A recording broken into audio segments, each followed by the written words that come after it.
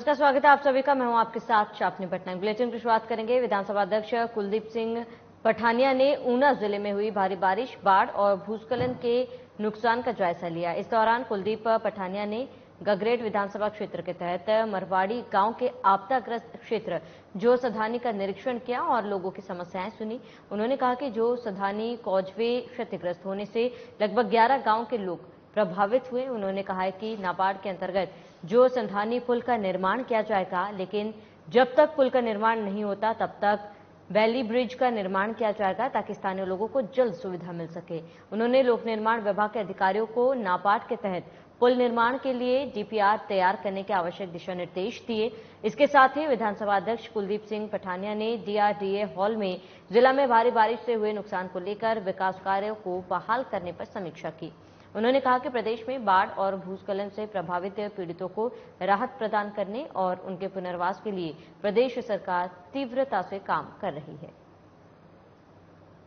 जो संधानी जो पुल है उसके टूटने से 11 जो गांव हैं उनका संपर्क टूट गया और मुझे खुशी इस बात की है कि ऊना जिला में जो भारी बरसात जो उन तिथियों में हुई उसमें जो नुकसान हुआ उसमें रेस्टोरेशन के काम बहुत स्पीडली हुए हैं, चाहे वो पीडब्ल्यूडी विभाग हो, चाहे एपीएच विभाग हो, चाहे इलेक्ट्रिसिटी विभाग हो।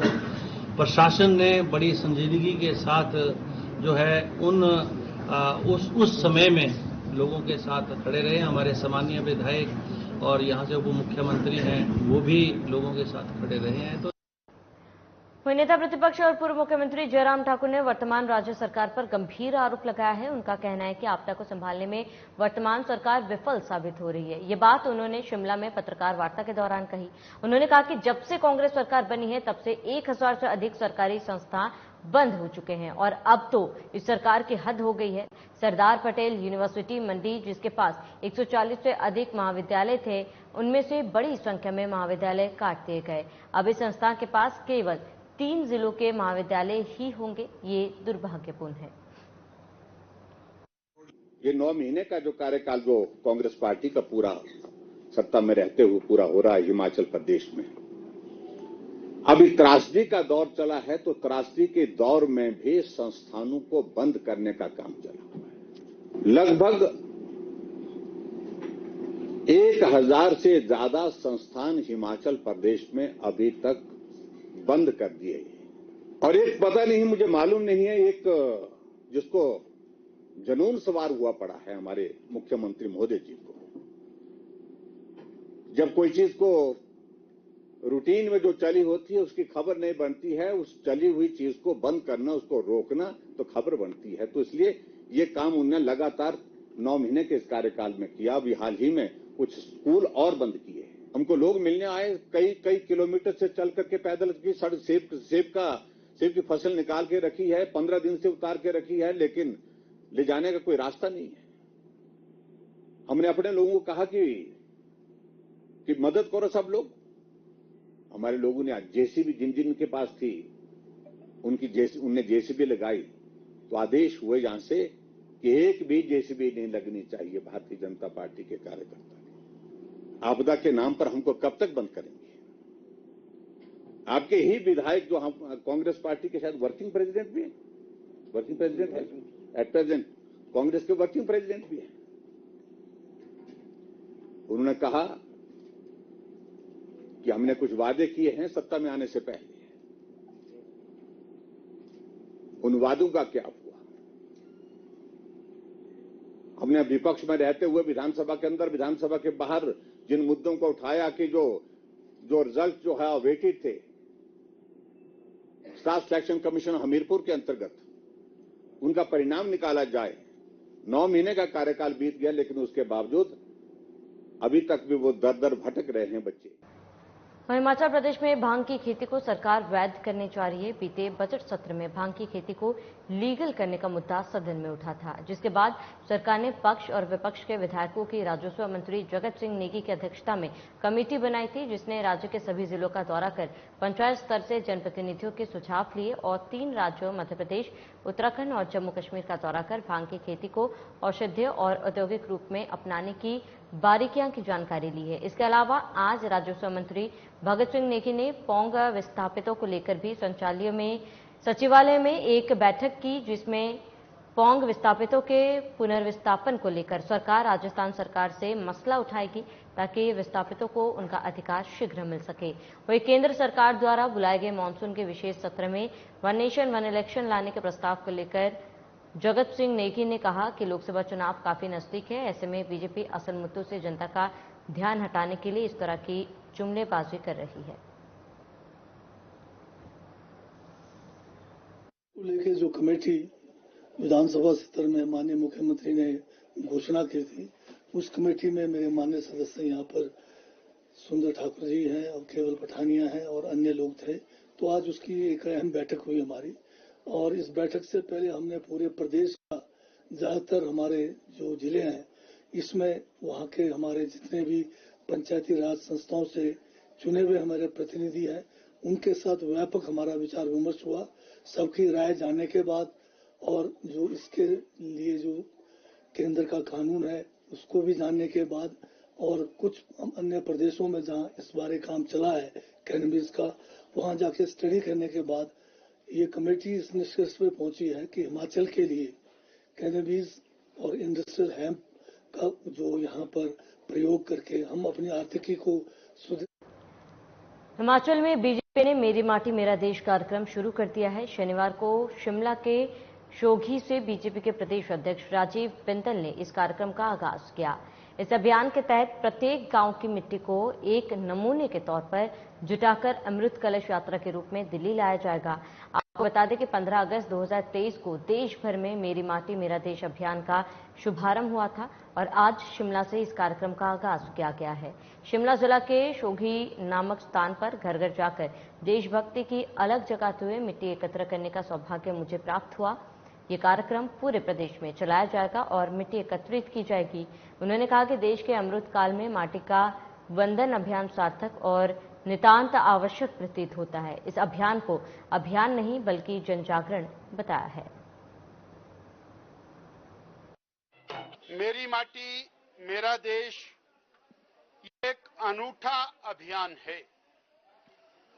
15 अगस्त 2023 को श्रद्धेय प्रधानमंत्री श्री नरेंद्र भाई मोदी जी के आह्वान के ऊपर ये अभियान शुरू हुआ है। मेरा मानना है कि ये अभियान नहीं है, ये राष्ट्र निर्माण की भूमिका में अहम कदम है।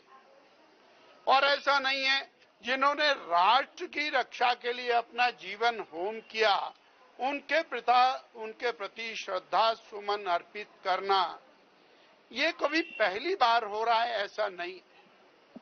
परंतु आज जब हम अमृत काल का महोत्सव पूरे देश में मना रहे हैं और आजादी को 75 वर्ष हो गए हैं, अब हम एक अगले पायदान के ऊपर जाते हुए विश्व की महाशक्ति बनना चाहते हैं। वहीं मंडी सरदार पटेल वीवी का दायरा घटाने के निर्णय पर एबीवीपी ने सरकार के खिलाफ प्रदर्शन किया। वहीं एबीवीपी ने शिक्षा पर राजनीति करने का आरोप सुक्खू सरकार पर लगाया है। साथ ही इस निर्णय को निंदनीय और दुर्भाग्यपूर्ण करार दिया। जमकर प्रदेश सरकार के खिलाफ नारेबाजी भी की। इसको लेकर एबीवीपी इकाई मंत्री ऋषभ शर्मा ने कहा कि पूर्व की बीजेपी सरकार के मुखिया जयराम ठाकुर ने प्रदेश के दूर दराज और गरीब छात्रों को उच्च शिक्षा घर द्वार पर देने के लिए मंडी में दूसरे वीवी की स्थापना की थी, जहां नियमित रूप से कक्षाएं भी चल रही थी। लेकिन वर्तमान सुक्खू सरकार ने वीवी के दायरे को सीमित कर निंदनीय कार्य किया, जिसकी जितनी निंदा की जाए कम है। वहीं उन्होंने कहा कि यदि प्रदेश सरकार अपना निर्णय वापस नहीं लेती है तो एबीवीपी सड़कों पर उतरकर विरोध प्रदर्शन करेगी। हम देखते हैं कि विद्यार्थी परिषद के कई वर्षों के आंदोलनों के बाद हिमाचल प्रदेश को आजादी के 75 वर्षों के बाद एक स्टेट यूनिवर्सिटी जो है मंडी में खुलती है, जिसके अंतर्गत हिमाचल प्रदेश के से 5 जिला अपना चंबा जिला, कांगड़ा, मंडी, कुल्लू और लाहौल स्पीति जो है फुल फ्लाइज इस यूनिवर्सिटी के अफिलेटेड आते थे। लेकिन हम देखते हैं वर्तमान की प्रदेश सरकार द्वारा इसका दर्जा कम करके कांगड़ा और चंबा जिला के जो विद्यार्थी हैं वो वापिस इन्हें शिमला, उनका जो रिजल्ट अब शिमला आना पड़ेगा, उसके लिए जो है विद्यार्थी परिषद इसके खिलाफ आज धरना प्रदर्शन कर रही है। वहीं केंद्र सरकार की ओर से देश भर में महिलाओं को रक्षाबंधन के अवसर पर रसोई गैस की कीमतों में कटौती कर उन्हें नया उपहार दिया गया है, जिससे देश भर की करोड़ों महिलाओं को इसका फायदा मिला। वहीं अब हिमाचल की कांग्रेस सरकार को भी महिलाओं को 1500 रुपए जल्द दिए जाने चाहिए। ढालपुर में पत्रकारों को संबोधित करते हुए जिला कुल्लू बीजेपी महिला मोर्चा की अध्यक्ष मनीषा सूद ने कहा कि उज्ज्वला योजना के तहत जो महिलाएं गैस सिलेंडर भरवा रही थी उन्हें भी अब सिलेंडर के लिए 400 रुपए कम चुकाने होंगे। वहीं मोदी सरकार ने इस साल से उज्ज्वला योजना के तहत 75 लाख गैस सिलेंडर करीब महिलाओं को देने का जो फैसला लिया है वो काफी सराहनीय है। इसी के साथ मनीषा सूद ने बताया कि उज्ज्वला योजना के तहत देश में अब तक 9 करोड़ 50 लाख से ज्यादा कनेक्शन बांटे गए हैं।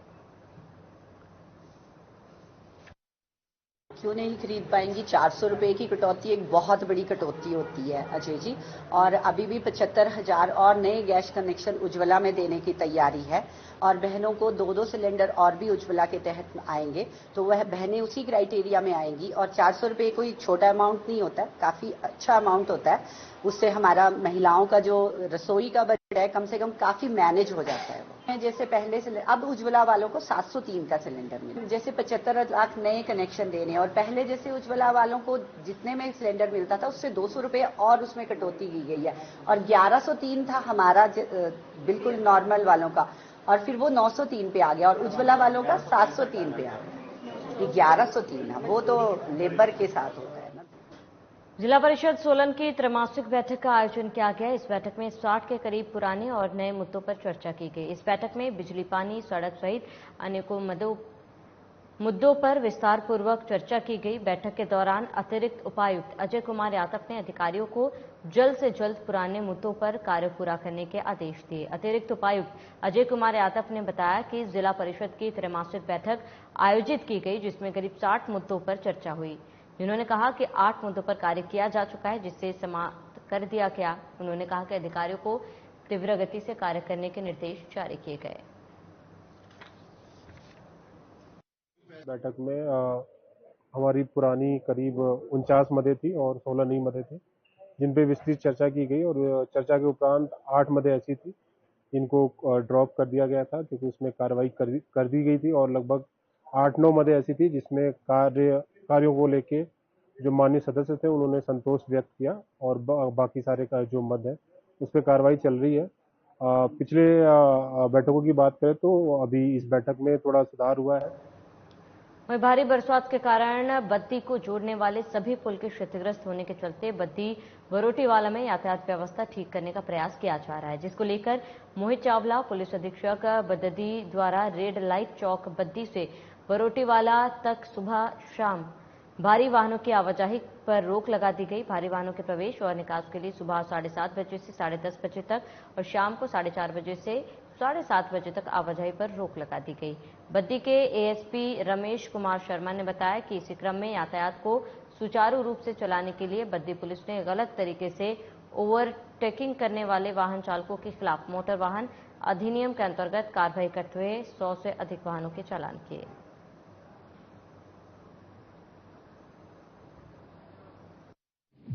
जिस प्रकार से आपको मालूम है कि बद्दी में जो प्रवेश के जो पुल हैं वो टूटे हैं, और केवल एक जो लक्कड़ डिपो वाला पुल है वही पुल जो है अभी काम कर रहा है, और जिसकी वजह से जो सारा यातायात जो बद्दी में आ रहा है या बद्दी से बाहर जा रहा है वो सारा एक ही पुल से वो आ जा रहा है, और जिसके कारण की जो सुबह और शाम अत्यधिक यातायात हो जाता है, जिसको सही सुचारू रूप से चलाने के लिए कुछ परिवर्तन हम यहाँ पर किए गए हैं। जैसे सुबह 7:30 बजे से 10:30 बजे तक जो है भारी वाहनों का प्रवेश बंद किया गया है, और शाम को 4:30 बजे से 7:30 बजे तक जो है भारी वाहनों का प्रवेश।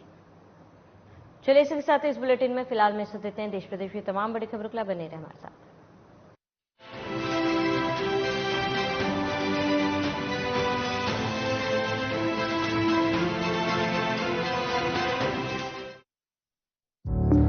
Through constant innovation